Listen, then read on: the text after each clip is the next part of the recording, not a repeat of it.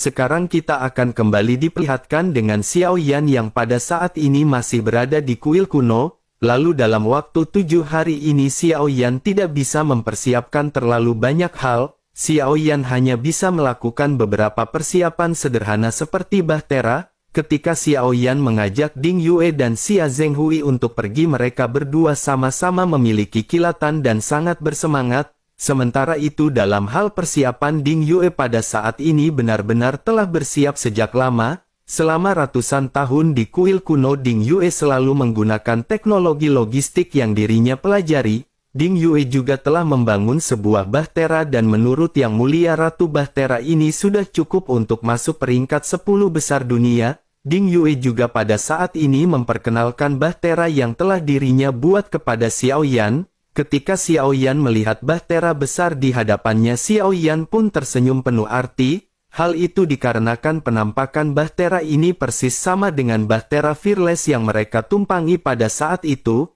Sementara itu Ding Yue pada saat ini mulai menjelaskan dengan penuh percaya diri. Ding Yue berkata bahwa tidak ada batas kecepatan untuk bahtera ini selama ada cukup energi untuk mengisinya kembali, maka bahtera ini akan bisa melesat dengan cepat. Selain itu bahtera ini juga menggunakan bahan tulang punggung naga yang terbuat dari vibranium.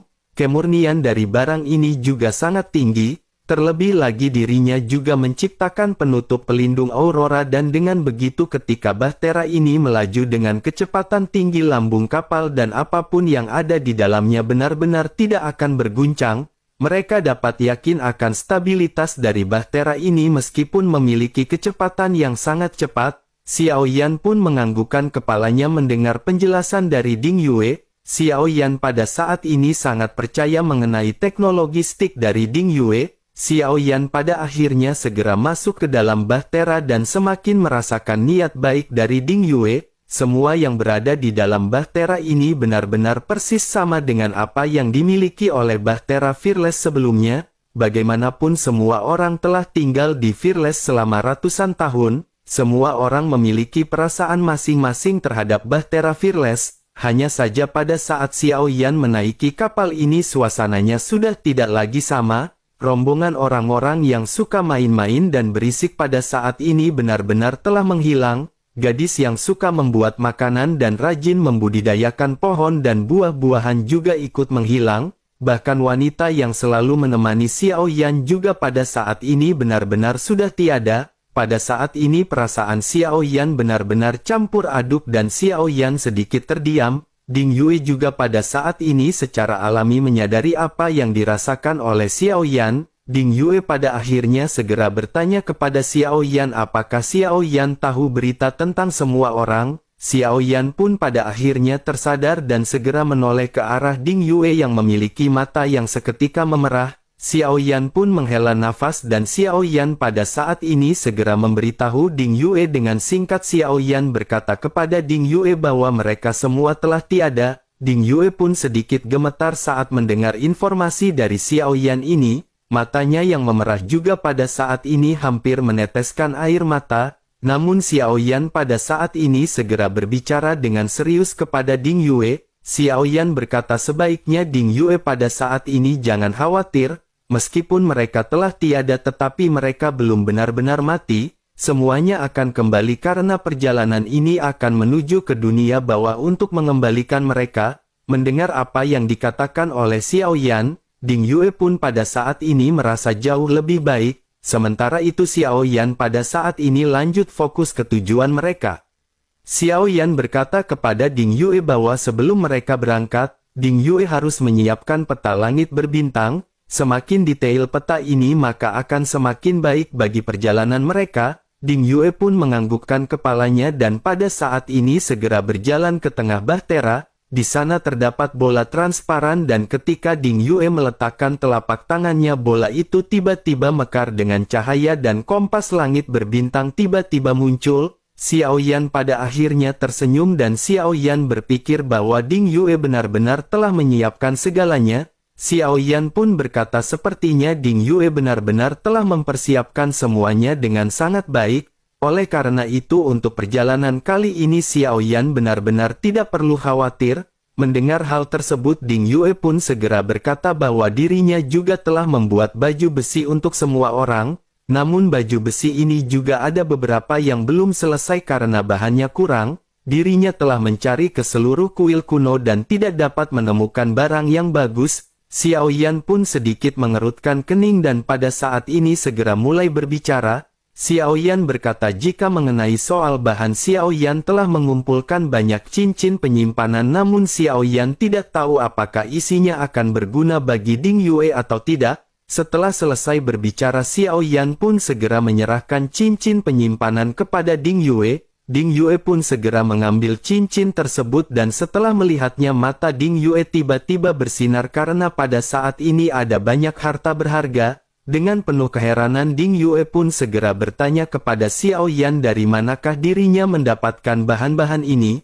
Meskipun ada juga banyak bahan limbah tetapi ada juga beberapa bahan yang langka. Mendengar hal tersebut Xiao Yan pun menjawab dengan singkat ketika berkata dari mana lagi selain membunuh. Hanya dengan cara seperti itu maka Xiao Yan akan bisa mendapatkan barang yang gratisan. Ding Yue pun hanya bisa terdiam mendengar apa yang baru saja diucapkan oleh Xiao Yan. Sementara itu Xiao Yan pada saat ini segera melakukan kegiatan lain. 7 hari merupakan waktu yang cukup untuk bersiap-siap dan Xiao Yan pada saat ini menyiapkan susunan teleportasi. Xiao Yan telah memperoleh beberapa materi sebelumnya dan dapat terus menempa pedang berat misterius. Sekarang Xiao Yan telah menerobos ke Dogat bintang 4 dan pedang misterius sudah tidak lagi memenuhi kemampuan Xiao Yan. Terlebih lagi pada saat ini tidak ada klon dewa asli. Jika Xiao Yan di masa depan berhadapan dengan sosok yang seperti Jin Taiwei tentu saja Xiao Yan membutuhkan pedang yang lebih kuat daripada sebelumnya. Oleh karena itu selama bahannya cukup maka sepertinya pohon suci hitam akan dapat menempa pedang milik Xiao Yan lagi. Pada akhirnya singkat cerita 7 hari berlalu dalam sekejap mata. Adegan kepergian Xiao Yan kali ini terlihat agak megah tetapi meskipun begitu Xiao Yan melihat setidaknya ada 80% wanita di seluruh kuil kuno yang muncul di sini. Selain itu mereka semua mengucapkan selamat tinggal dengan air mata untuk sosok Xiao Zhenhui. Xiao Zhenhui di atas bahtera juga pada saat ini sedang menangis karena kesedihan melihat hal tersebut. Ding Yue pada saat ini benar-benar merasa sangat jijik. Ding Yue pun segera berkata sejujurnya menurut Ding Yue, Xiao Zhenhui akan lebih baik menjadi tengkorak. Mendengar hal tersebut Xiao Yan pada saat ini hanya bisa tertawa sebelum akhirnya Xiao Yan segera kembali melihat sekeliling. Xiao Yan pada akhirnya segera mulai berbicara dengan keras. Suara ini bahkan dicampur dengan kekuatan spiritual Xiao Yan hingga sampai ke telinga semua orang di seluruh kuil kuno. Xiao Yan pada saat ini bertanya di manakah saudara-saudara Xiao Yan. Perjalanan Xiao Yan kali ini benar-benar sangat berbahaya dan apakah mereka tidak ingin mengucapkan perpisahan? Mendengar teriakan Xiao Yan yang bergema pada akhirnya salah seorang di antara mereka segera berteriak dari kejauhan. Sosok ini berkata agar para senior pada saat ini jangan pergi, bocah ini adalah vampir dan dirinya benar-benar ingin mengeksploitasi mereka. Pada saat ini beberapa sosok terlihat bersembunyi dari tatapan Xiao Yan, mereka memandang ke arah Xiao Yan dengan ekspresi sedikit menjijikkan, sementara itu di sisi lain Xiao Yan juga pada saat ini segera menoleh ke arah tempat persembunyian sosok-sosok tersebut.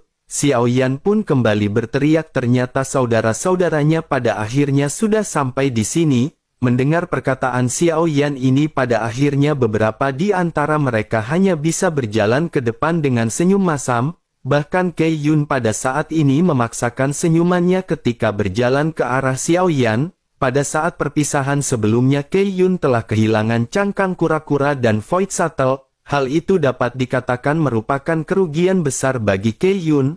Liu Er juga pada saat ini benar-benar ingin segera berpisah dengan Xiao Yan dan sosoknya menjadi orang pertama yang berbicara. Liu Er berkata bahwa perjalanan saudara ke-9 sangat berbahaya oleh karena itu dirinya harus berhati-hati dan mereka hanya bisa berdoa untuk saudara ke-9. Xiao Yan pun sedikit tersenyum dan menangkupkan tangannya ke arah Liu Er yang terlihat tegang. Xiao Yan pada akhirnya lanjut berkata dengan serius bahwa Xiao Yan ingin berterima kasih atas perhatiannya. Selain itu Xiao Yan juga ingin memberitahukan bahwa benang emas pembunuh milik saudara keenam benar-benar bagus, itu benar-benar sangat membantu Xiao Yan terlebih lagi jika senior memberikan Xiao Yan 5 atau 6 helai lagi, mungkin dengan begitu efeknya benar-benar akan lebih baik. Perjalanan ini sangat berbahaya dan jika saudara keenam bisa melakukan permintaan Xiao Yan, hal itu benar-benar akan menjadi kebaikan yang sangat besar bagi Xiao Yan. Xiao Yan pasti akan berterima kasih di masa depan dan Xiao Yan akan memperlakukan saudara keenam dengan sangat baik. Mendengar apa yang dikatakan oleh Xiao Yan, Liu Er pada saat ini hampir memuntahkan seteguk darah. Liu Er hanya bisa menggelengkan kepalanya karena mengingat mengenai benang emas ini. Proses produksi setiap helai benang emas ini sangatlah rumit, belum lagi bahannya bahkan waktunya juga membutuhkan hingga 100 tahun untuk diselesaikan. Xiao Yan pada saat ini benar-benar membuka mulutnya dan ingin mendapatkan 5 atau 6 helai jika begitu permasalahannya. Bukankah Xiao Yan pada saat ini benar-benar ingin merampok Liu Er? Liu Er pada akhirnya tersenyum getir sebelum akhirnya berkata bahwa total kekayaan bersihnya hanya memiliki 12 helai. Begitu Liu Er mengatakan hal ini Xiao Yan pun segera berkata bahwa saudara keenam jangan khawatir, Xiao Yan pasti akan mengembalikannya kepadanya ketika mereka kembali bertemu. Saudara keenam hanya meminjamkannya kepada Xiao Yan untuk waktu sebentar, terlebih lagi bukankah kuil kuno ini adalah tempat yang sangat aman? Bukankah tidak baik jika saudara keenam benar-benar pelit terhadap adik seperguruannya? Terlebih lagi saudara keenam juga tahu bahwa perjalanan Xiao Yan benar-benar perjalanan yang sangat berbahaya. Mendengar Xiao Yan yang mengatakan hal ini Liu Er pada saat ini hanya bisa terdiam. Selain itu yang paling penting adalah mata semua orang pada saat ini tertuju pada Liu Er, bahkan salah satu di antara 3 dewa pada saat ini mulai berbicara. Sosoknya berkata bahwa saudara ke-9 memang benar. Sebagai senior tertua ke-6 tugasnya adalah untuk membantu juniornya. Dengan begitu maka pada saat ini Liu Er benar-benar tidak boleh menolak permintaan Xiao Yan. Wajah Liu Er pada akhirnya tiba-tiba berubah menjadi pahit mendengar teguran dari salah seorang dari 3 dewa. Liu Er pada saat ini hanya bisa mengangguk sedikit dan Liu Er segera mulai berbicara kembali kepada Xiao Yan. Liu Er berkata bahwa saudara ke-9 juga tentu tahu sangat sulit untuk membuat benang emas pembunuh ini, bahan-bahannya juga sangat sulit ditemukan dan waktu pembentukannya sangat lama, oleh karena itu pada saat ini dirinya hanya bisa memberi paling banyak 2 helai lagi. Mendengar hal tersebut mata Xiao Yan pada saat ini berbinar dan Xiao Yan tidak lagi menawar. Xiao Yan hanya menangkupkan tangannya dan mengucapkan terima kasih sambil tersenyum. Xiao Yan pada akhirnya segera menerima 2 helai benang emas pembunuh dari Liu Er. Liu Er pada saat ini hanya bisa tersenyum pahit dan Liu Er segera menundukkan kepalanya. Sementara itu Xiao Yan pada saat ini tersenyum lebar sebelum akhirnya menoleh ke arah lain. Begitu Xiao Yan hendak berbicara pada saat ini Kei Yun sudah mengeluarkan gelang di tangannya. Kei Yun pun segera memberikan gelang tersebut kepada An dan berkata agar saudara ke-9 tidak perlu berbicara karena Kei Yun telah mengerti. Mendengar hal tersebut Xiao Yan pun tertawa dan lanjut berkata bahwa kakak senior benar-benar sangat baik. Xiao Yan benar-benar sangat bersyukur bisa berada di antara mereka. Setelah itu pada saat ini semua saudara senior benar-benar dieksploitasi Xiao Yan satu demi satu. Xiao Yan pada akhirnya tertawa gembira dan keras setelah mendapatkan banyak harta karun. Sementara itu semua orang pada saat ini hanya bisa berharap Xiao Yan akan segera pergi. Pada akhirnya beberapa senior segera saling tuduh-menuduh untuk berbicara. Liu Er pada akhirnya kembali berbicara agar saudara ke-9 pergi dengan tenang. Perjalanan ini tidak kalah berbahayanya dengan perjalanan ke aliansi Dosian. Namun mereka semua percaya pada kekuatan saudara ke-9 dan sepertinya sama sekali tidak akan ada permasalahan. Xiao Yan pun kembali tertawa dan Xiao Yan lanjut berkata bahwa Xiao Yan di sini untuk kembali berterima kasih kepada semuanya. Jika mereka semua memaksa maka Xiao Yan pada saat ini akan segera pergi. Para senior hanya bisa mengangguk dengan tergesa-gesa dan berharap Xiao Yan tidak menyia-nyiakan sedetik pun. Pada akhirnya Xiao Yan pun segera melambaikan tangannya dan mengucapkan salam perpisahan. Xiao Yan lanjut menoleh ke arah Ding Yue dan berkata bahwa mereka harus segera pergi. Ding Yue pun sedikit mengangguk dan jutaan pil origin abadi segera disuntikkan langsung ke dalam bahtera. Tiba-tiba terdengar suara gemuruh dari bahtera hingga pada akhirnya ruang seketika terdistorsi. Tanpa ada penundaan lagi pada akhirnya bahtera pun segera menghilang di langit kuil kuno dalam sekejap. Setelah Xiao Yan kembali ke kuil kuno kali ini Xiao Yan tidak tinggal terlalu lama di kuil kuno. Selain itu begitu Xiao Yan pergi lagi Xiao Yan hanya membawa Xia Zhenghui dan Ding Yue namun kekuatan mereka pada saat ini masih berada di tingkat Dosian. Para senior kuil kuno merasa bahwa dengan Xiao Yan yang membawa keduanya mereka tidak akan bisa membantu Xiao Yan sedikit pun dan malah sebaliknya mereka akan menjadi penghambat. Namun bagi Xiao Yan ini semua adalah rekan-rekan yang memiliki hidup dan mati bersama-sama dan Xiao Yan tidak akan meninggalkan mereka. Xiao Yan tidak akan menelantarkan mereka hanya karena mereka masih belum memiliki kekuatan yang cukup. Sesungguhnya baik itu Xia Zhenghui dan Ding Yue memiliki bakat yang sangat tinggi. Xia Zhenghui benar-benar memiliki bakat dalam kekuatan spiritual yang bahkan lebih kuat jika dibandingkan dengan Xiao Yan. Selama jumlah peluangnya cukup maka kekuatan spiritual Xia Zhenghui pasti akan bisa tumbuh ke keadaan yang sangat menakutkan. Adapun mengenai Ding Yue arah kultivasinya bukan di bidang kekuatan melainkan dalam teknologistik.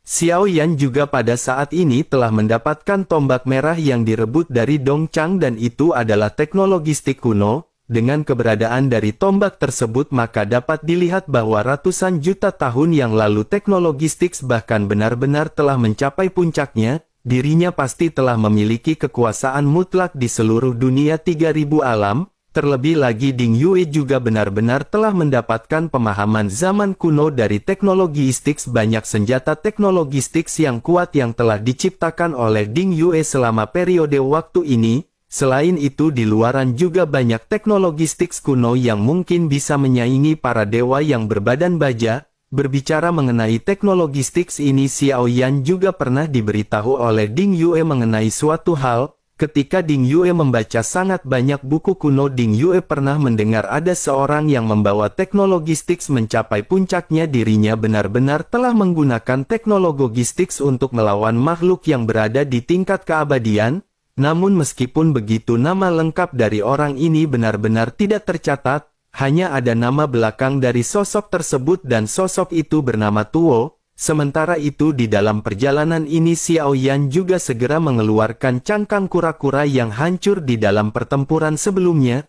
Ketika Xiao Yan menyerahkannya kepada Ding Yue melihat ke arah cangkang kura-kura yang rusak dengan ekspresi santai. Ding Yue pun lanjut berkata bahwa ini hanyalah permasalahan kecil tidak sulit untuk memperbaikinya dan bahkan benda ini dapat ditingkatkan dan dibuat perangkat penangkal energi. Ketika menahan serangan energi akan bisa diserap sebelum akhirnya dapat diubah menjadi serangan ofensif. Mendengar apa yang dikatakan oleh Ding Yue pada saat ini Xiao Yan segera tersenyum bahagia. Xiao Yan lanjut berkata bahwa ini benar-benar sangat luar biasa. Ding Yue pun sedikit tersenyum sebelum akhirnya berkata perlahan kepada Xiao Yan. Ding Yue berkata bahwa ini masih bukan apa-apa. Saat Ding Yue mengumpulkan bahan dan membuat baju besi pembunuh dewa dan itu akan menjadi salah satu dari 10 produk teratas dalam teknologi Styx kuno. Ding Yue berpikir tidak ada baju besi pembunuh dewa yang utuh di tingkat armor di seluruh dunia. Mendengar apa yang dikatakan oleh Ding Yue, Xiao Yan pada saat ini bertanya dengan penuh minat. Xiao Yan bertanya bahan apakah yang dibutuhkan dan dapatkah ditemukan. Ding Yue pun berkata bahwa bahan yang dibutuhkan terlalu rumit namun meskipun begitu Tuan Muda Xiao Yan akan bisa mendapatkan bahan-bahan tersebut dari gadis-gadis yang dekat dengannya. Ding Yue pun segera melirik ke arah Xia Zhenghui yang pada saat ini terdiam. Xiao Yan juga tertawa saat Ding Yue pada saat ini meledek arah Xia Zhenghui sementara itu Xia Zhenghui terlihat sangat menyedihkan dan tidak punya teman seolah-olah sedang dibuli. Xia Zhenghui memandang keduanya dengan mata kesal dan pada saat ini dirinya benar-benar sangat tidak senang sementara itu Xiao Yan pada saat ini melirik ke arah Xia Zhenghui dan mulai berbicara dengan marah. Xiao Yan bertanya apakah Xia Zhenghui ingin tinggal di kuil kuno dengan tampilan ini. Mendengar pertanyaan Xiao Yan ini, Xia Zhenghui pada akhirnya mulai berbicara dengan nada yang agak tidak normal. Xia Zhenghui berkata bahwa dirinya berharap dirinya bisa membawa dua wanita muda bersamanya. Dengan begitu maka dirinya tidak akan perlu melihat mereka berdua bertindak begitu menjijikan di hadapan Xia Zhenghui. Melihat Xia Zhenghui yang pada saat ini berlagak kewanita-wanitaan, Xiao Yan tiba-tiba menjadi semakin serius. Sepertinya Xiao Yan benar-benar tidak bercanda ketika berbicara kepada Xia Zhenghui. Xiao Yan berkata jika Xia Zhenghui terus berbicara seperti perempuan jalang, Xiao Yan benar-benar akan mengusirnya dari Bahtera.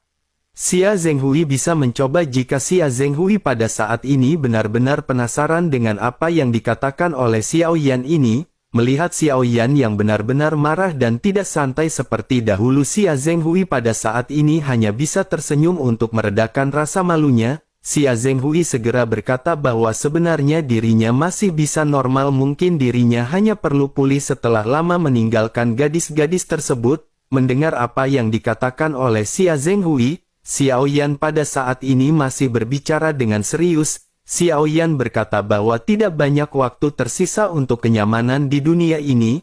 Cepatlah berlatih karena Xiao Yan juga pada saat ini akan mengundurkan diri untuk beberapa waktu. Jika mereka berdua membutuhkan sesuatu maka mereka bisa memanggil Xiao Yan. Ding Yue secara alami mengangguk mendengar pengaturan yang dibuat oleh Xiao Yan. Ding Yue memang memiliki banyak pekerjaan di tangannya, ditambah lagi dengan cincin yang diberikan oleh Xiao Yan. Dengan begitu maka Ding Yue benar-benar akan bisa membuat banyak benda yang berharga. Sementara itu Xia Zhenghui pada saat ini merasa bingung melihat Xiao Yan yang tidak sesantai dahulu. Pada akhirnya Xia Zhenghui segera bertanya, mungkinkah sesuatu yang besar akan terjadi? Xiao Yan pun sedikit mengangguk dan berkata agar Xia Zhenghui segera meningkatkan kekuatannya segera mungkin, jika tidak Xia Zhenghui benar-benar akan kesulitan di masa depan di dalam perjalanan ini. Setelah menjawab dengan singkat, Xiao Yan pun segera bergegas meninggalkan keduanya. Sementara itu Xia Zhenghui terlihat bingung dan tidak memahami apa yang dikatakan oleh Xiao Yan. Hal itu dikarenakan Xia Zhenghui belum pernah melihat penampakan dari tempat hukuman para dewa. Dengan begitu maka Xia Zhenghui tidak dapat membayangkan bahwa dunia ini akan runtuh. Namun seiring berjalannya waktu, pikiran Xia Zhenghui yang terburu nafsu pada akhirnya kembali menjadi tenang. Xia Zhenghui telah mengalami beberapa ilusi yang dirinya ciptakan sendiri dan jati diri dari Xia Zhenghui telah kembali. Sementara itu Bahtera pada saat ini benar-benar melesat di lautan kehampaan. Tempat yang dituju oleh Xiao Yan pada saat ini disebut dengan dunia 10.000 iblis. Itu adalah salah satu alam tingkat menengah terkuat dan ukurannya secara alami sangatlah besar. Selain itu sumber dayanya yang kuat juga benar-benar sangat menakjubkan. Selain itu yang paling terkenal di dunia 10.000 iblis adalah Istana 10.000 Iblis. Berbicara tentang Istana 10.000 Iblis ini, Xiao Yan memang tidak banyak berinteraksi dengan mereka. Namun meskipun begitu, Istana 10.000 Iblis ini juga pernah dikerjai oleh Xiao Yueli di turnamen bintang Hongmeng. Jika Xiao Yan pada saat ini ingin mencapai dunia 10.000 iblis setidaknya dibutuhkan hampir 100 tahun. Namun pada saat ini Fearless Art memiliki teknologi stick kuno buatan Ding Yue. Waktu perjalanan pada saat ini benar-benar bisa dipersingkat beberapa kali lipat, tetapi meskipun begitu sumber energi yang dibutuhkan juga benar-benar sangat banyak. Beruntung Xiao Yan pada saat ini masih memiliki banyak uang setelah pembunuhan dan penjarahan sebelumnya. Dengan begitu maka harta milik Xiao Yan pada saat ini masih sangat cukup untuk mendukung Fearless Art. Konsumsi dari Fearless Art pada saat ini benar-benar sangat besar. Hanya dibutuhkan waktu kurang dari 5 tahun bagi Xiao Yan untuk bisa sampai ke alam 10.000 iblis. Tentu saja kecepatan ini benar-benar membuat Xiao Yan memandang ke arah Ding Yue dengan penuh kekaguman. Ding Yue memang berkata bahwa Bahtera ini sangat cepat, tetapi Xiao Yan tidak menyangka bahwa kecepatannya akan secepat ini. Tidak ada Bahtera yang pada saat ini benar-benar bisa mengejar kecepatan dari milik Xiao Yan. Dengan begitu maka di dalam perjalanan tidak akan ada begal yang memberhentikan Bahtera Xiao Yan. Perjalanan kali ini benar-benar sangat lancar dan Xiao Yan benar-benar merasa senang.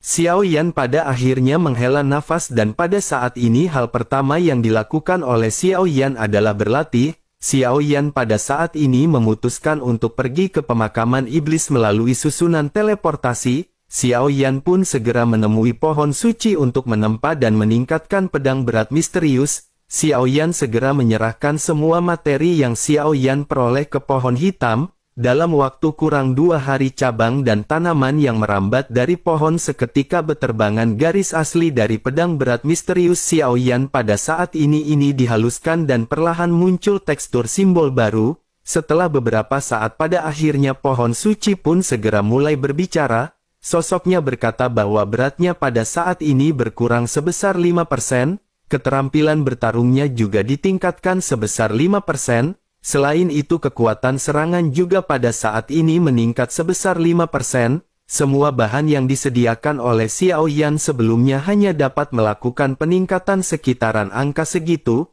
Setelah selesai berbicara pohon suci pun segera menyerahkan pedang berat misterius ini kepada Xiao Yan. Xiao Yan pada saat ini tidak memeriksanya setelah mengambil alih pedang berat misterius. Xiao Yan mempercayai kemampuan pohon suci dan Xiao Yan pada saat ini sangat senang. Terlebih lagi dalam sekilas pandang Xiao Yan juga bisa merasakan bahwa pedang ini benar-benar terlihat menjadi semakin halus. Tubuh pedang ini juga benar-benar berkilau dan hal tersebut benar-benar memancarkan keanggunan. Xiao Yan pada akhirnya menekan perasaannya dan Xiao Yan lanjut mengeluarkan tombak merah. Ini adalah teknologi stik kuno yang Xiao Yan dapatkan dan Xiao Yan tidak tahu apakah ini bisa ditingkatkan. Xiao Yan pun segera menunjukkan tombak tersebut dan ketika melihat tombak ini pohon suci segera mulai berbicara bahwa senjata ini tidak lengkap dan tidak bisa dipalsukan. Xiao Yan pun hanya bisa menghela nafas mendengar apa yang berusaha diucapkan oleh pohon suci. Xiao Yan pun segera kembali menyingkirkan tombak merah tersebut. Tampaknya Xiao Yan benar-benar hanya bisa mengumpulkan sisa dari tombak ini yang tersebar entah di mana. Jika Xiao Yan melakukan hal tersebut bukankah itu benar-benar seperti mencari jarum di tumpukan jerami? Xiao Yan pun menghela nafas dan setelah menyelesaikan semuanya Xiao Yan pada saat ini mengabaikan Wang Kai yang telah berubah menjadi anak anjing dan mengibaskan ekornya mengajak bermain Xiao Yan. Terlebih lagi Long Yi juga pada saat ini telah mengikuti Xiao Yueli untuk berlatih, oleh karena itu tidak ada lagi alasan bagi Xiao Yan untuk tetap tinggal lebih lama setelah semuanya selesai. Xiao Yan pada akhirnya segera kembali ke Fearless Art melalui susunan teleportasi. Begitu Xiao Yan keluar Xiao Yan pada saat ini segera memasuki pagoda pemurnian. Xiao Yan pada saat ini memutuskan untuk mencari keterampilan bertarung demi mendukung pedang berat misteriusnya. Teknik pedang berat penghancur langit 5 lapis pada saat ini benar-benar sudah lagi tidak mumpuni dengan kekuatan Xiao Yan. Oleh karena itu Xiao Yan benar-benar harus mendapatkan keterampilan bertarung yang akan menunjang pertempuran di masa depan supaya bisa segera melamar janda yang aduhai.